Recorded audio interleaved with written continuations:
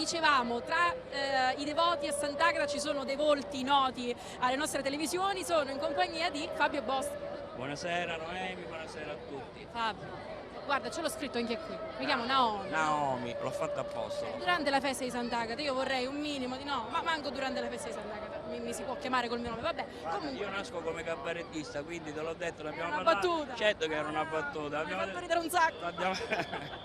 Naomi. Invece mi racconti un po' la tua fede, ti conoscevo appunto come cabarettista, però ti vogliamo conoscere come devoto di Sant'Agata, da dove nasce la tua devozione? Allora, la mia devozione a Sant'Agata nasce dal 90, dagli anni 90, esattamente 34 anni fa. Un voto che ho fatto per mio nonno, che oggi non è più presente qui con noi, e poi ho mantenuto il voto sempre perché mi sono innamorato di Sant'Agata, come si innamorano di Sant'Agata la maggioranza dei catanesi e non solo, tutte le persone che vengono, tutti i pellegrini che vengono si innamorano di Sant'Agata, perché di Sant'Agata si può solo innamorare. Tu sei catanese e pensi Sono innamorata di Sant'Agata. Dicevamo, tu mi hai detto che hai cantato quest'anno in occasione dell'anniversario, il 150° anniversario del Circolo di Sant'Agata. Esatto, sì, io faccio parte del Circolo di Sant'Agata, quest'anno abbiamo festeggiato i 150 anni dell'anniversario della fondazione del Circolo di Sant'Agata fatta da Cardinale Benedetto Doslet, in cui ho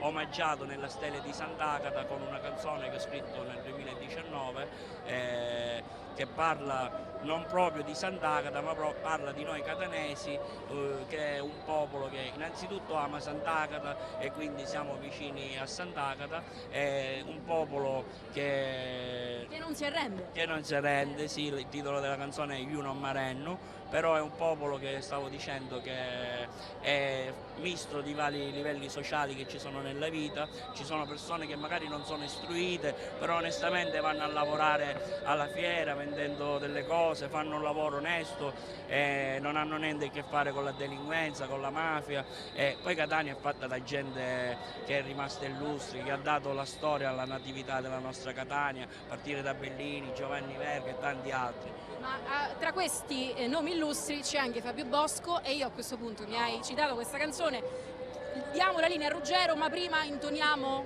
qualche nota di questa tua canzone, a cappella, senza l'aiuto di autotune, senza niente. Io non m'arrenno, io sogno qua, io nasci in sta città, io non m'arrenno e più fortuna tant'è tu sei a me perciò. Io non m'arrenno, sogno di qua, sogno clamoroso come sta città, io non m'arrenno, insieme a mia c'è tanta gente che ha un'allegria. Viva Sant'Agata! La prima canzone non cantata nella storia, Ruggero, la linea è tua.